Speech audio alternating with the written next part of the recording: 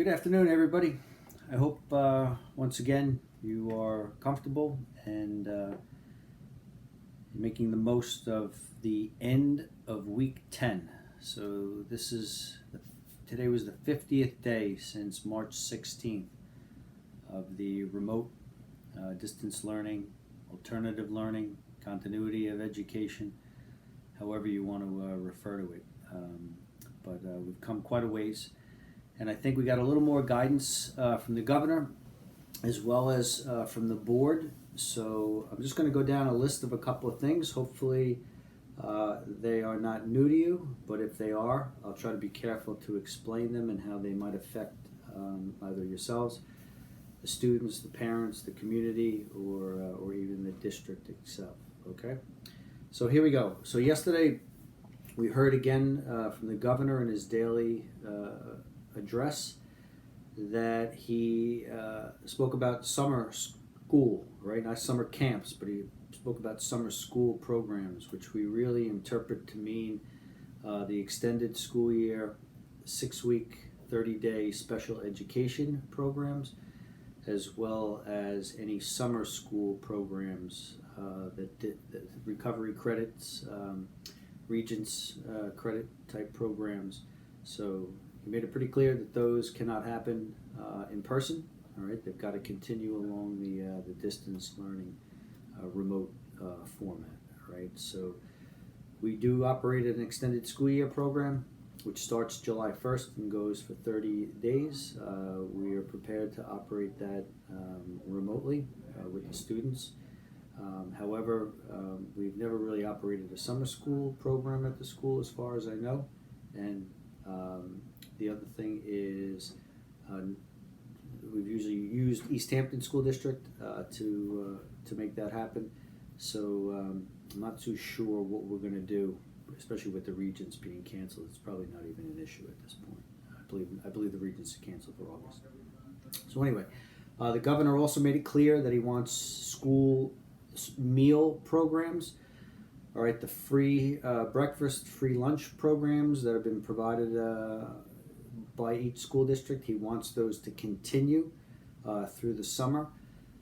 We're trying to get a little bit of clarity here because some of the things the governor has ordered, school districts are not necessarily allowed to do. One of the big fiascos was childcare. And once he issued subsequent executive orders, it clarified that. Took a little bit of time. But the other thing is summer meals. So our district is not approved to offer summer meals to students. We don't really have a program to do that, but we have not been approved by the New York State Office of Child Nutrition. So in order to do that, we actually have to get approval, and part of that approval process allows us to get reimbursement for the cost of those meals. Today we got some interesting information from Child Nutrition, which stated that the governor's executive order was, quote, optional, and that you do not have to continue your meal program during the summer. So once again, we've got one state agency saying this is how they interpret it versus the governor making his verbal statement. And then sometimes we actually got to look at the executive order itself. So quite often when this happens, we have to get the school attorney involved and guide us. But the bottom line is, we don't want to see any students have to go without meals.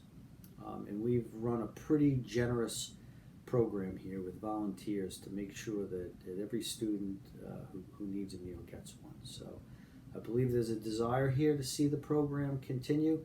It's just what shape and format is it going to take, and it may very well be the same format. So we'll keep you updated, all right? Childcare, that's the other one. Another interesting thing, I don't believe at the moment we have any families who are really taking advantage of the childcare program out in East Hampton at the Eleanor Whitmore Child Care Center. Last I knew, that program was really running off of donations, and that's how they were able to extend it through May 15th. So I'll reach out to them to see if they are continuing to operate that program and if they even have plans to operate it during the summer. So we'll get some clarification on that as well. The other piece is our summer camps. So, we operate 4-week summer camp program at the school. We've gotten up to around 50 students, and then usually after that program comes to an end, we do the 1-week rock camp and the 1-week dance camp. The governor has stated he's going to provide some guidance on that as to whether school districts as well as private camps can operate. So once again, I hope by June 1st we can make a decision to let our students and their families know, even students outside the district, take advantage of our program. So we'll have to communicate that in the next week or two, all right? I sent out an email, I believe it was Thursday morning, about the school year ending June 17th, which is a Wednesday, instead of June 26th. I believe that's great news, okay? I haven't heard anyone complain about it. So June 17th, Wednesday, will be the last day of distance learning. We're going to have to make it a full school day, so you interpret that the best way you know how, okay? Payroll, right? I think I sent another email, June 26th, which is a Friday. That's the scheduled last payroll. We're going to stick with that calendar right now so that we don't have to go through crazy hoops with our accounting system, trying to recalculate 10-month payrolls and all. So if anybody has a question about that, you can either direct it to myself or Jennifer Cunningham. We'll help you with that, okay?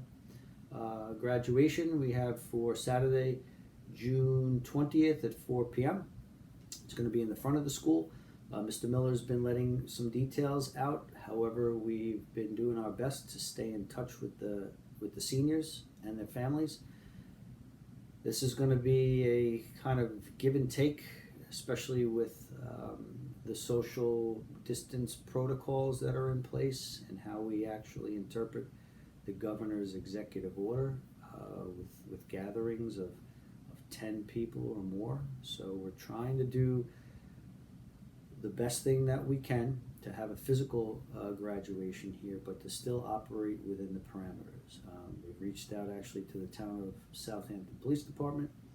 We've gotten their blessing on our idea. They're actually going to provide 2 police officers, mainly for traffic control in front of the school on Montauk Highway, so things don't get bogged down with traffic as the ceremony is going on. But it was also done to make sure that if anyone were to call 911 and report that we have a gathering at the school that looks like it's in violation of the social distancing, that at least the police are aware of what we're doing, and we don't have a situation where perhaps the graduation has to be stopped midway, and we have to address the police and their concerns. So the other part is the police have also graciously volunteered after the graduation to allow for one of the police cars to escort or to be an escort for the parade of the seniors and their cars. They've asked us to provide them with a roadmap of where they would like to take the seniors. They asked us to not go all 9 square miles of Bridgehampton if we could avoid that. They asked us to be, mindful of their resources and what they're willing to provide and the time frame. So perhaps after the graduation is over, we may do a parade down Main Street. May take it a little bit further. I'm not sure yet. We'll work on the details, okay? The other thing coming up, and this is important, is the budget hearing, May 27th. So if you were not able to view the board meeting Wednesday, where we presented the 5th and final draft of the budget, you will have a chance to see a little more detailed presentation to the public, which is really just on the final budget, okay? Well, I've mentioned this several times. The governor has threatened to withhold 20% aid from schools. That doesn't affect us as much as it does some of the bigger schools up island. However, it's about $180,000 to us, so I'm hoping that doesn't happen. And because it's only talk right now, we did see it in writing coming from the Division of Budget, so that's a little concerning.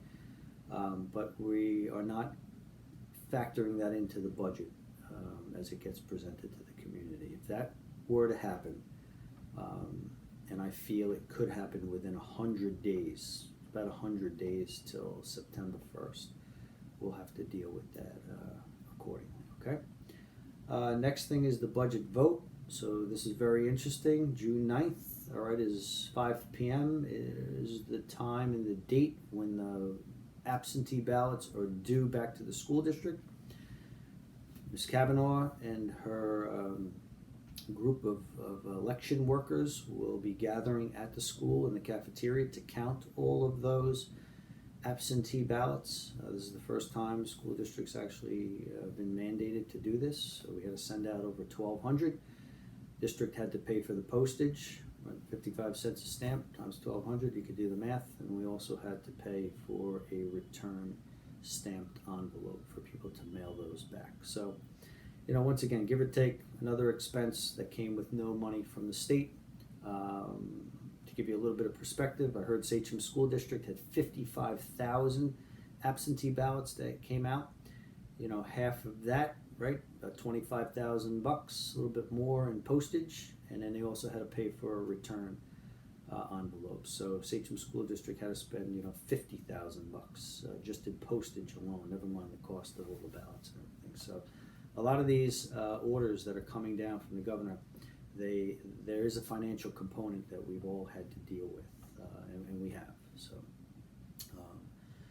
next thing is the construction project. So I just found out today, starting June 1st, which is a Monday, the heating, ventilation, and air conditioning contractor for the project wants to go into classrooms, and they're going to turn the heat system off, which is a antiquated steam heat system, and they want to go in starting on the first floor elementary wing, 3rd, 4th, 5th grade. They want to get in there first, and they want to remove the univents. So there are two components to the heating system in the classrooms and offices.